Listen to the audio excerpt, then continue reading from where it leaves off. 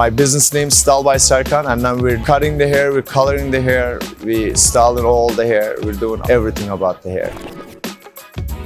Mostly our clients, the young generation, we welcome them female, male, any gender. What's the different than the other salons? My special signature, I'm dealing with my client one by one. We're located 483 Bay Street, right behind Old City Hall, right next to the Eaton Center. I like the downtown Yonge area. The reason, always positive people around us, always traffic.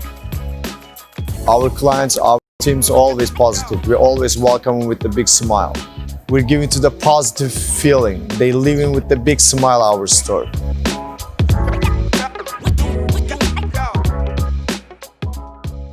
Hey y'all, I'm Rudy Blair of Rudy Blair Entertainment Media, rudyblairmedia.com, and I am your host of Indie Fridays, the interviews with Rudy Blair, presented by Yonge-Dundas Square. Every year, Yonge-Dundas Square hosts a series of free concerts for 10 weeks in the summer, Indie Fridays, showcasing an array of performances from Canada's brightest artists. This year, Indie Fridays is going virtual for its 10th anniversary, but with a twist. Instead of live performances, I'm speaking with some of the best singer-songwriters from Toronto about themselves and the music they make, from a variety of musical genres that represent the sound of the city. Before we get started on today's interview, I want to give you an update on the Yonge-Dundas Square neighborhood. The downtown Yonge businesses are open and ready to help you with all of your needs. Whether you're looking for fresh haircuts or fresh flowers, meal kits or delicious takeout, the latest fashions or even home decor, find everything you want, all within a 10-minute walk of the heart of Toronto. Check out the link to the business map in the description below to begin your hashtag Young Local journey. The video you just saw is from one of those very businesses. We hope that you can show them some love the next time you're in the neighborhood, or of course online anytime. And I want to let you in on a Toronto music secret, and it's right across the road from the square. FRIAR'S Music Museum is reopening soon. Toronto's celebrated music history is now on permanent display in the free FRIAR'S Music Museum, with curation rotated twice a year by the downtown Yonge BIA. Located in a small dedicated area on the second floor inside the Yonge-Dundas flagship Shoppers Drug Mart, the FRIAR'S Music Museum is the only museum in the city that pays homage to Toronto's unique music history.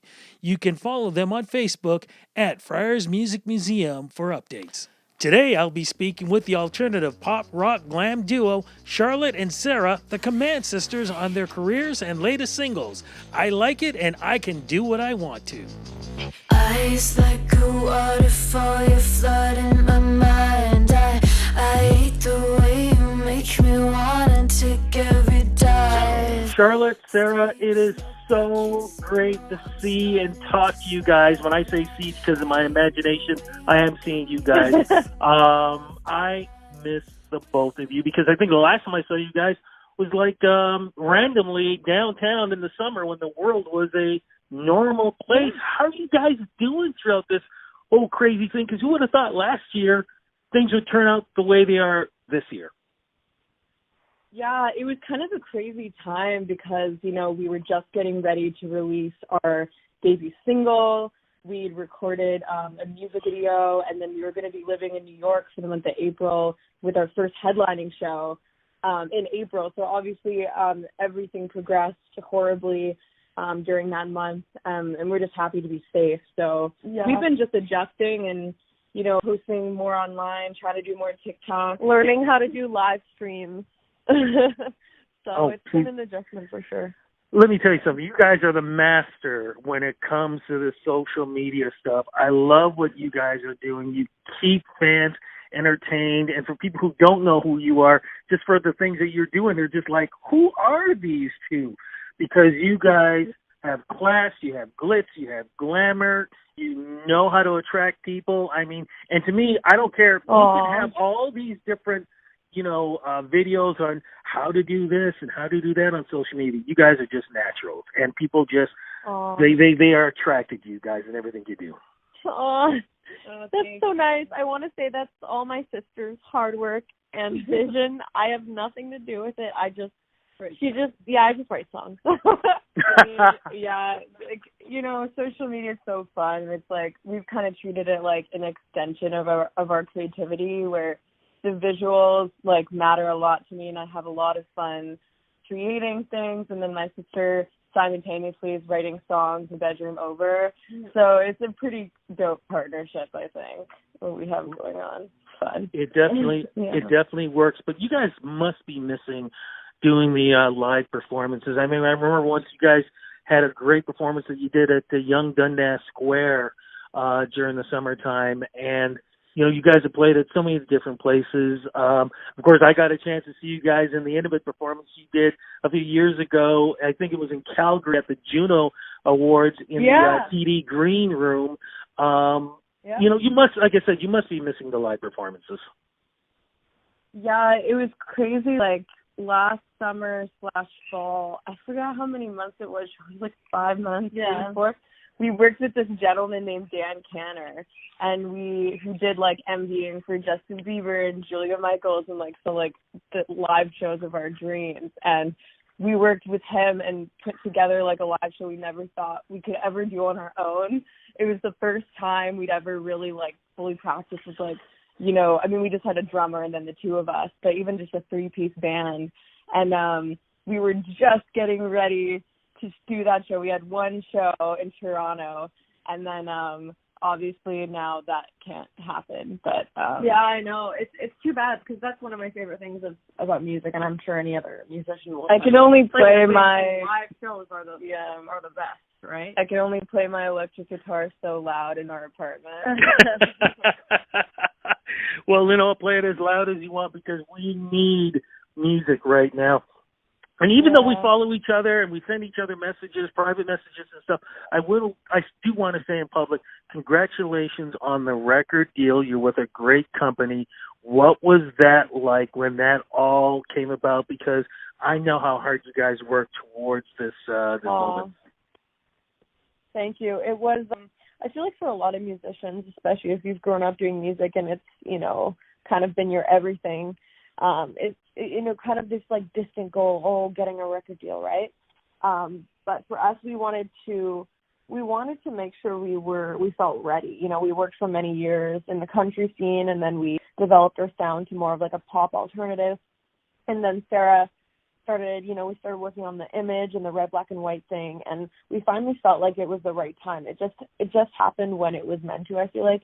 And honestly, we have the best team. They're so supportive of what we're doing, and we couldn't have asked for anything greater. I like to think about like the music industry like dating, where it's like if you rush into the wrong boyfriend or girlfriend scenario and you're not ready or you don't know yourself properly, then you can get into a pretty bad relationship. But if you've kind of learned yourself and kind of dated around and like courted people here and there, and then you find somebody that really likes you for you, that's what it kind of felt like.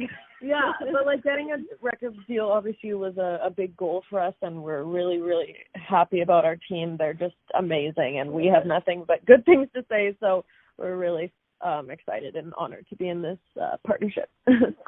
You guys mentioned something, and, for folks who do know your music and maybe folks who don't know your history, of course, you both started out in country music. Why did you make that decision to go from the country music to the pop, glam, R&B, electro pop? I can keep going over and over into that one because with the Canadian country music scene, I mean, people are, it's a wonderful genre.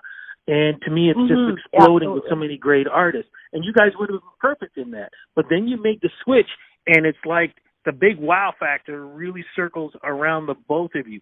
Why did you take that calculated risk in going from one genre to the other? Because it could have failed. Yeah, that's true. It is a risk in the moment. I feel like for us, we were never really country enough. In the background, like behind the scenes, I was writing pop songs for years, even when we were in country, and exploring with different sounds. And Sarah was playing electric guitar, and we were trying to find how to make that work. I feel like the move to Toronto really pushed us to like try something different. And then finding obviously our incredible producer Tim Pagnotta, who did Blink-182 and Weezer and Walk the Moon and all these incredible alternative bands. I feel like he really found this sound for us. But it was a risk at the beginning. I feel like we were kind of pushed into country because that was where we were living in Alberta and Nashville, and we had so many great opportunities and just sort of fell into it. And it was excellent for, learning guitar and understanding the importance of instruments and songwriting. But after a while, we just felt like it wasn't who we were. But we still love, I enjoy country music more now as a consumer. It's something about it just brings me home, But I think we've found who we are. I always tell Charlotte, I'm like, one day, dude, we got to go back to country music. Yeah. And we got to whip out the mandolin and do a complete, 180 and throw out a country record. I'm down for it. I love country, and one day we will go back, Oh, for sure. And, yeah, that's the thing, too, is, the Canadian country music scene in the industry, I think, is, the best, one of the best. Yes. They're very so supportive, such a family, and I think that's what freaked me out the most was, moving to Toronto, going to pop that just seemed like this, uncharted territory. We didn't have any contacts. I'm really proud that we were able to stay positive and persevere. Yeah. I was there. I would consider when we first started talking that physical and visual transition really started to happen. Yeah. How did you guys start to come up with this? Because from when I met you to what it is now, I mean, it is Cher, Lady Gaga, Sylvester. Yeah. Oh my gosh.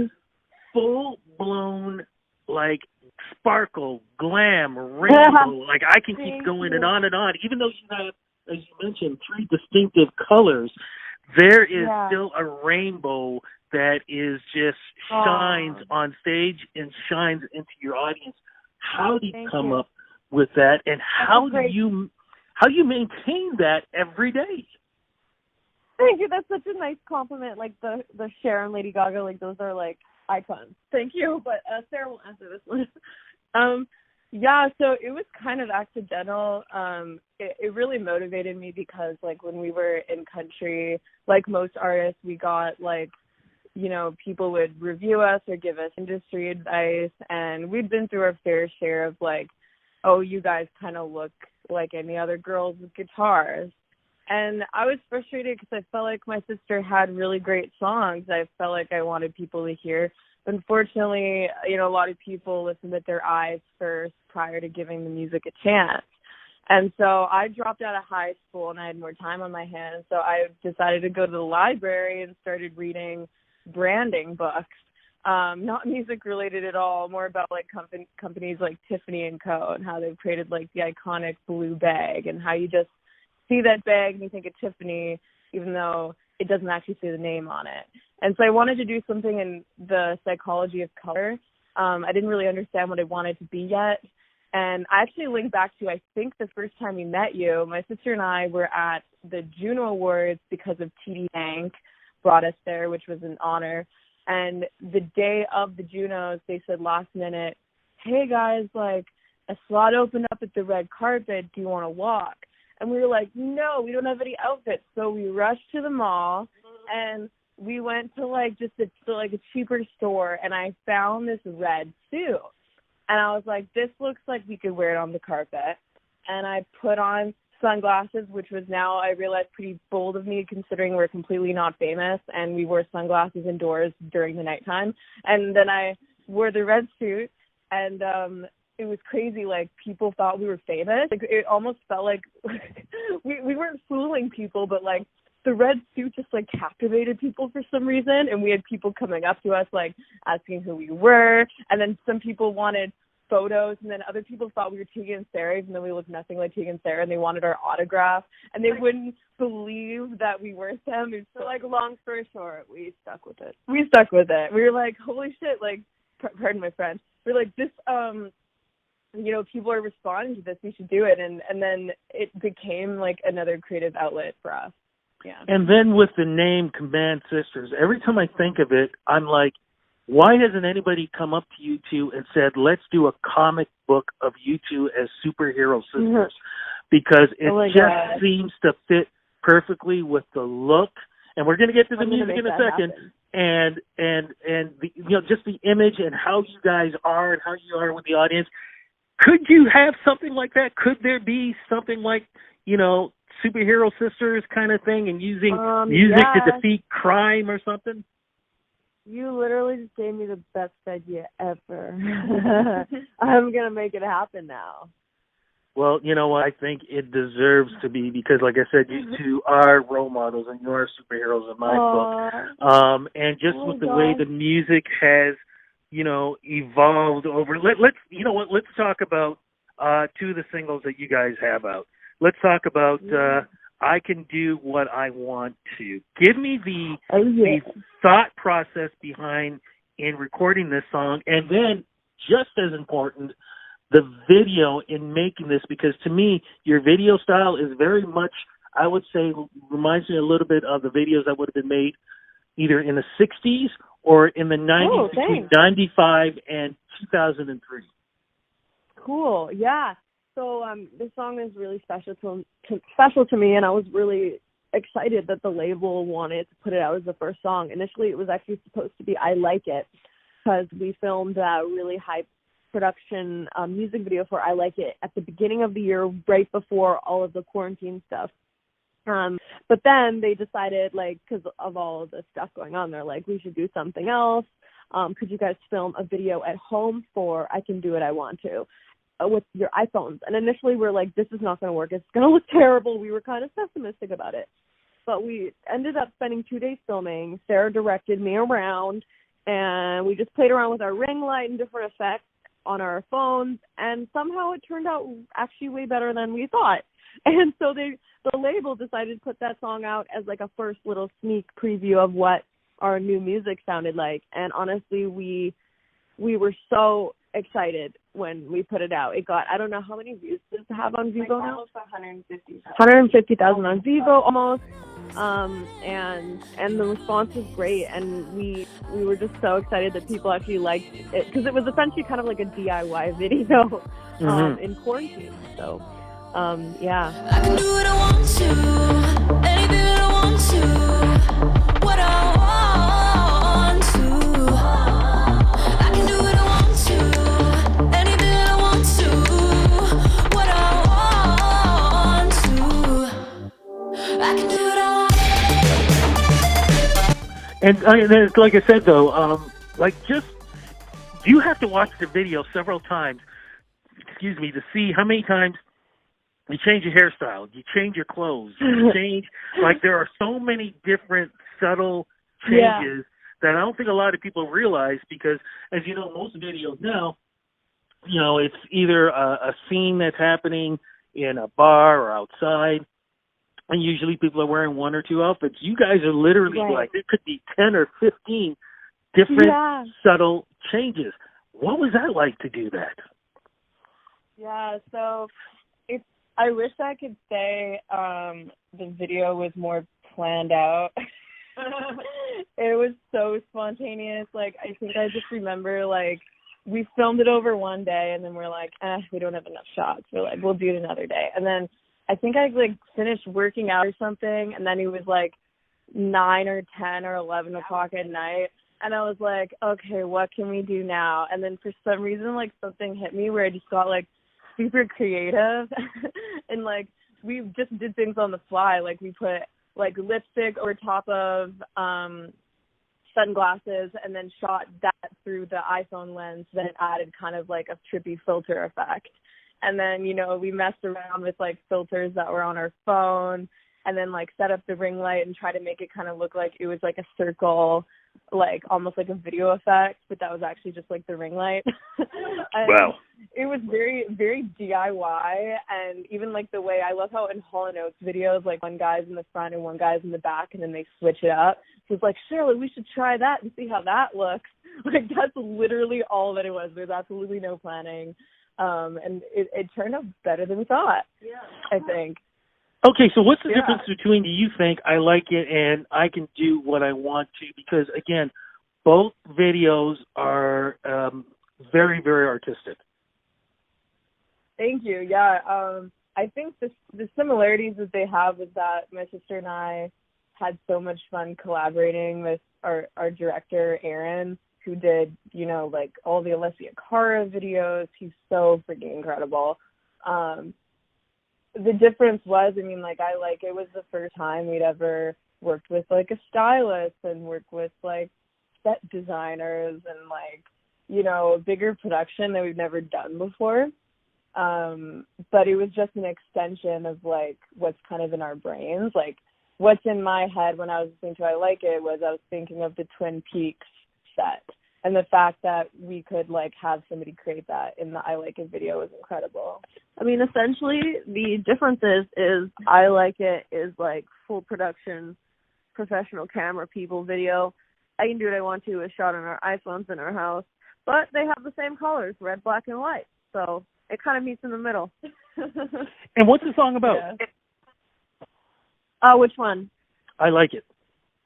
I Like It. Yeah, I Like It is about having feelings for somebody, and you know it's kind of like, this is a crazy situation. This may not be right. This person is like, you know, it's taking the bad and the good in a relationship, the madness of it, but yet the intense passion and just kind of all of that meeting in the middle, and all those feelings. I know Sarah and I both relate to this song. I kind of write it simultaneously about both of our lives. So, yeah, it's just about all the passion, you know.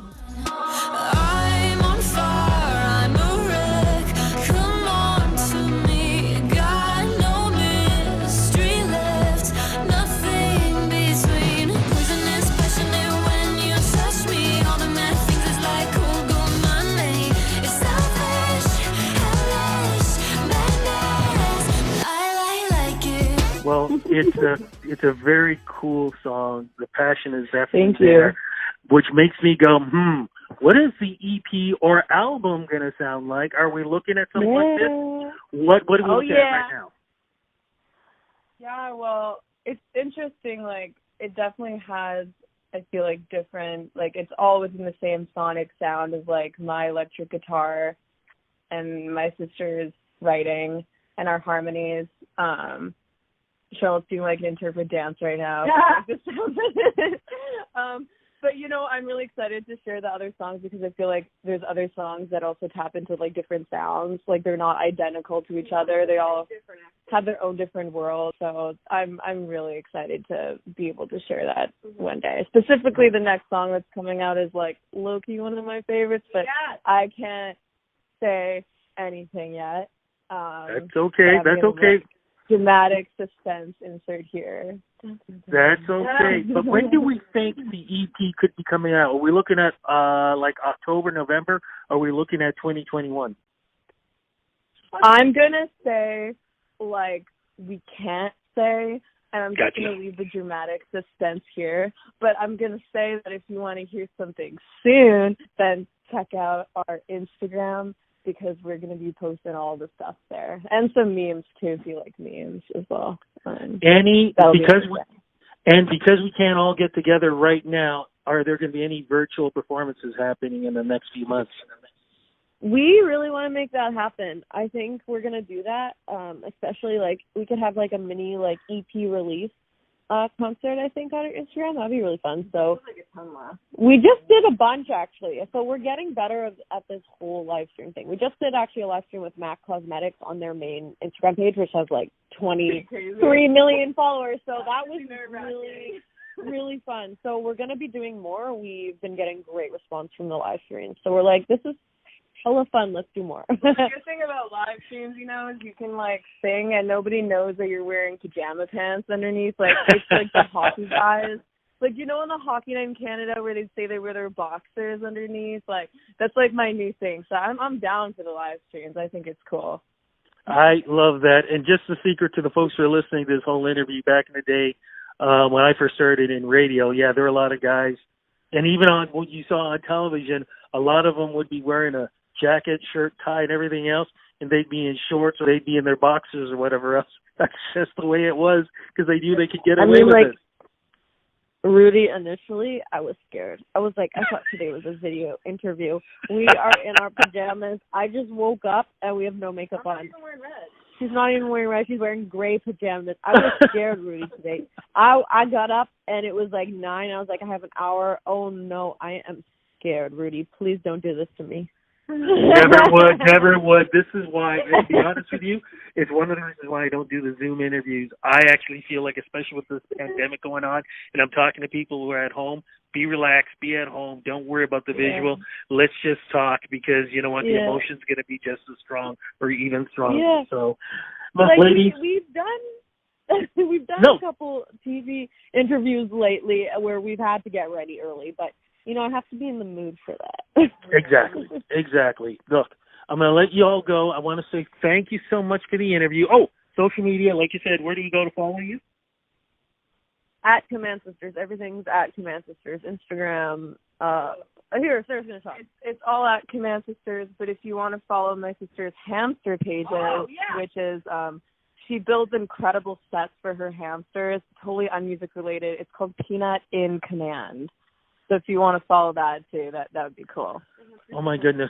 Okay, we got to get the hamster in the comic book somehow. Yes. Oh my goodness, the hamster content. The hamster comes from another planet, a planet of hamsters. Yeah. And that's sort of like your sidekick kind of. Oh my goodness, this is going to be amazing. I love this. Ladies, love the both of you. Congratulations and all the success. And like I keep saying over and over again, let's cross fingers that we can do these interviews in person when things are safe. Yeah, I know. I know things are getting better slowly, so let's hope. Let's hope. We can wear some masks, some cool masks, and we can make there you go, red and black. Yeah. Ladies, thank you so much. Be safe. I will talk soon, and big love to both of you. All right, thank you too. Peace out. Peace out. Bye-bye. Thank you to the Command Sisters for appearing on Indie Fridays, the interviews with Rudy Blair, presented by Yonge-Dundas Square. Check out the other upcoming interviews by following Yonge-Dundas Square on social media. Next week's artist is two-time Juno Award winner, singer, songwriter, and producer Hawksley Workman. And if you're still looking for more of Toronto's music scene, you should check out the Downtown Yonge BIA's Play the Park series. Great music still abounds the downtown Yonge neighborhood.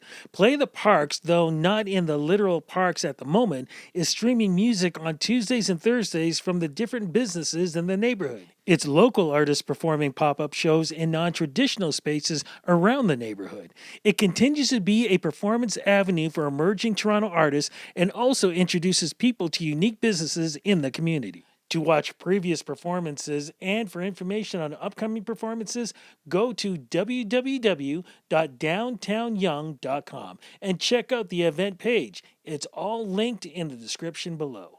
Thank you for listening to Indie Fridays, the interviews with Rudy Blair, presented by Yonge-Dundas Square. I'm your host, Rudy Blair. We'll see you on the flip side.